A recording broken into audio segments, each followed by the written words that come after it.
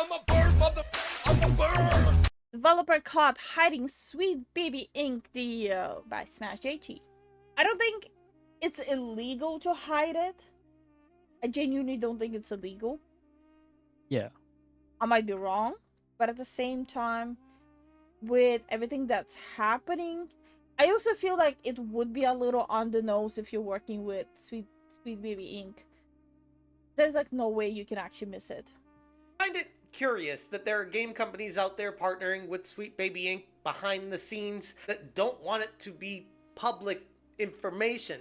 And I know it sounds obvious when you put it out there and say, well, obviously Sweet Baby Inc. destroys games and they don't want the gamers to find out that they've been partnered with them. And I go back to, well, why the hell are you partnering with them? It doesn't make any sense. What's going on, guys? Welcome to another episode. Well, haven't they already said if someone doesn't want to work with you, harass them and blackmail them until they work with you? Of Smash JT, and that's exactly what's transpired with Spitfire Games. Spitfire Interactive has hired Sweet Baby Inc. for their game Capes on Steam, and this game looks like a turn-based strategy superhero style game that I guess on the surface looks interesting enough. I guess until you actually dive into the real gameplay. I don't think characters. It looks interesting. Of course, there's No, the it doesn't. purple-haired character as well, and every representation under the sun, because you gotta have that in your DIE-infested game. And partnering with Sweet Baby Inc. you would think is bad enough on the surface, but where this really takes a wild turn is how this company proactively went out of their way to hide any association with Sweet Baby Inc. along the way because they didn't want gamers. I mean, because they know it's gonna be the death of their game. But at the same time, if they don't sign a contract with them, they will continue going after you. So it's damn if you will, damn if you won't. To boycott and destroy this game. And as it turns out, once this info came to light, they were right. Hit that subscribe, give me a like, and check out SmashJT.com for the full article breaking down Spitfire Interactive's newest game, Capes, and how they tried to hide the fact that they hired Sweet Baby Inc. to consult with them on this game. And once it got found out, the game got absolutely destroyed. And shout out to Cabrutus for finding this on Twitter, sharing YouTuber Christopher Odd's post about how this game had information about Sweet Baby Inc. in the credits. That's how we found out about it. Not through marketing materials, not through any public posts, not on their website, hell, not even on Sweet Baby Inc.'s website that looks like it hasn't been updated in over a year. No, we found out that Sweet Baby Inc. was used as consulting for this game through the end credits. Yo. Okay, I'm gonna be a little bit honest. I don't think that's hiding. You all might throw Rotten Tomatoes at me and go, boo, Lifu, boo. But I don't think that's hiding. No, that's not hiding because it's still in the credits. Were they full on advertising that they're working with them? No. Were they completely hiding it? I don't think so either. I do think it's not good what they did, but I don't think it's hiding. I feel like, okay, if we're going to this extent, sure, the audience is going to decide regardless when it feels forced or imposed. Yeah. But at that point, it's gonna be like you already spent your money on the game. Yeah, that part I do think is absolutely disgusting. Who the hell even watches the end credits of a game these days? Cabrutus made big waves on X when announcing Okay, Smash, you know what? I'm about to leave a dislike here too. I watch credits. I'm not leaving a dislike. Capes had recently been added to DEI Detected, the site he runs that's known for identifying games influenced with Sweet Baby Inc. or any of the other consultancy firms out there in gaming that clearly impact the artistic vision of the developers.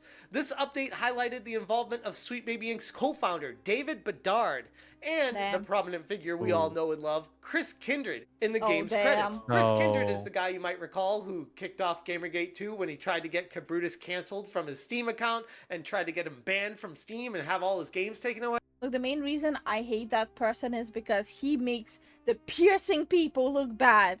So salty about the nose ring mafia comment. Yes! He has a t-shirt of it now. Have you guys seen the t-shirt? First of all, I am mad because the t-shirt looks epic. And I cannot even wear it without people going, what? way, which was bad enough. But then Chris Kindred, the same dude, reached out to an old place that I worked at, talked to my old bosses, and tried to get me fired by calling me a racist because I dared speak up against Sweet Baby Inc. Think about the type of people that work there that would do something like this. In an effort to mitigate any potential backlash, Spitfire Interactive realized that Sweet Baby Inc. was a death note to any games that they worked on. So they took the steps to hide Also, their having just a collaboration bad with game Sweet is a Baby death Inc. note. by omitting any mention of them Yep. on any marketing materials, their own website, and hell, like I said, even Sweet Baby Inc. hasn't they updated their got own website, Australia so we too? don't even know what Damn. games Sweet Baby Inc. has been working on recently, if this is anything to go by. The involvement of Sweet Baby Inc. wasn't publicized in any promotional materials or game announcements, and their role remained concealed until players discovered it at the end credits of Capes. And again, working with a company should be promoted, you would think. You would want people to know how much you care about inclusivity, but no, they don't. For some reason, they felt like it was a good idea to work with Sweet Baby Inc., but not tell anyone about it, which has to make you think something more is going in the back. Yeah, the something more is that they know it would be the death of their game. Background on this, like there's going to be some sort of governmental stipends or grants to know that you have included diversity in your game, and you prove it by showing that you've paid off a consultancy That's actually a valid theory.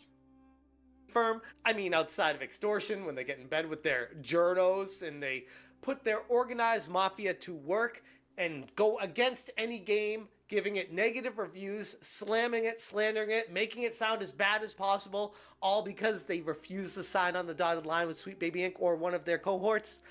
I don't know. It's a very weird situation that we're uncovering right now, and there seems to be no end in sight to it. Spitfire Interactive, in response, had sought to clarify their position because, let's be honest, no dev wants to be caught publicly working with Sweet Baby Inc. these days. They Yeah. already know it's a death knell for the company.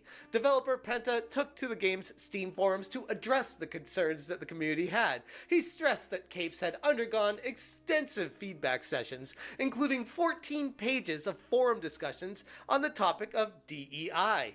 Penta ensured that the involvement of Sweet Baby Inc. was minimal, primarily assisting the indie development team in connecting with voice actors. So listen to what they say here. In this message they put on the Steam forums, they work with Sweet Baby Inc. to connect them with voice actors. And listening to some of the voice acting in this game, just from the trailer alone, was tragically, horrifically bad. Oh, damn. Here to slay.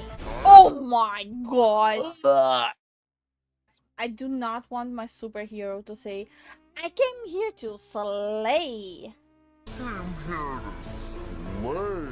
And then you see the reviews of people playing the Sounds like game 2 bucks. echoing that sentiment. It's like, yikes, the DEI is literally just hooking their buddies up in the industry with jobs. Not because they're the most qualified, not because they're really talented, but because they decided, hey, I have a voice, I can talk, I should get paid in the game industry because I'm buddies with Kim Belair at Sweet Baby Inc. Wow. What Penta seemed to Bro. You see what I mean by, if a game is bad, it will show it on its own. If there's any game developer out there that wants voice acting, I'm not saying I'm good, but at least I won't be slaying. We'll do it for free. Use us. Yes. Yeah. We'll be the bunny boy and the mad chihuahua. I'll even go woof woof woof. forget in all this is no matter how big or small your interaction is with Sweet Baby Inc. as a company, simply contracting with them at all is enough for gamers to boycott your product. And boycott it in droves. They are. And not just boycotting, but also completely review bombing, destroying, and slandering the absolute shit out of this game right now. They're charging $39.99 USD for a trash experience. Players have No been way, bro. blasted Wait. How much? charging $39.99. No. $39.99 for that game. USD for a trash experience. Players have been blasting the game left and right, with many expressing frustrations over the gameplay and thematic elements and voice acting. Under the most helpful reviews section on Steam, we got Shinelight saying the tactics aren't fun, the cast is a diversity quota checklist, not actual characters, the game's tone is all over the place, there's no soul here, nothing interesting, it's a superhero game made by people that hate You know you massively messed up when one of the critiques is these aren't even characters. I'm done. superheroes. Almost like, hear me out, I know it's crazy, but Sweet Baby Inc. is a game consultancy firm that hates gamers. Duchoa Wookie said, the game is glaringly blatant with DEI, everyone being a they them, and every race and disability rendered. This still needs a lot of work and polish. It's almost like the game developers were like, okay, we want to make a turn-based strategy action game with superheroes. But at the same time, we also want a diversity, equity, and inclusion checkbox to go through on this list to make sure we hit every checkbox along the way. Why? I don't know. Again, it goes back to there's got to be something going on in the background here for this to make sense. And none of this even gets at the mobile style gacha mechanics that this game has implemented with the alternative costumes that your superheroes can wear that look like they're unlocked and that you can select them, but then when you go to put them on, it prompts a DLC page to purchase them. Maybe it's... Yo! I'm sorry, but what the actual fuck? Bro, what are you doing? Like, even besides the Sweet Baby Ink stuff, this is bad. It's horribly bad. Like, what is this? It's one of those things where they need to get their money back to pay off the consultancy firms, so they start implementing these terrible business practices to catch up on the funds that they lost. I am trying my best to figure out the logic of this studio. The fallout from all this has had a tremendous effect on the success, or lack thereof, of Capes. Capes initially saw the peak concurrent play. I keep cracking the joke that the modern audience, all 20 of them, and seeing that 20 of them, I hate that. I said it as a joke, and it's actually 20. Play count of just a pathetically paltry 664 players upon release, but the interest dwindled rapidly. In the past 3 days, the game has struggled to maintain any player base whatsoever. 3 days after launching, there are now about 20 concurrent players playing this game. Damn. 20. The broader implications I would say of fell off, but they have didn't now even have a become high. increasingly obvious to everyone. The company's reputation for negatively impacting games it collaborates with has led to a ton of studios now not just to begin avoiding using them or distancing themselves, but if they have used them or will be using them, not letting the public know about it until the end credits, which is just really deceiving to your end customer, the gamer in general, the people that want the information to know if they should be purchasing your product. I look at this as a very sneaky tactic from the game developer to say, we know that if people find out that we partnered with Sweet Baby Inc., that they're not going to buy the game and play it. So let's hide that. And in fact, by doing that, you're actually slapping the player in the face, being like, I don't trust you, and I want to sell this game to you any way I possibly can. And even if I'm using Sweet Baby Inc., I don't want you to know about it. What kind of developer treats the gamer like that? Capes is Exhibit A for other developers. Wouldn't it be a success for Sweet Baby Inc. having a whole 20 players, though? I'm just saying.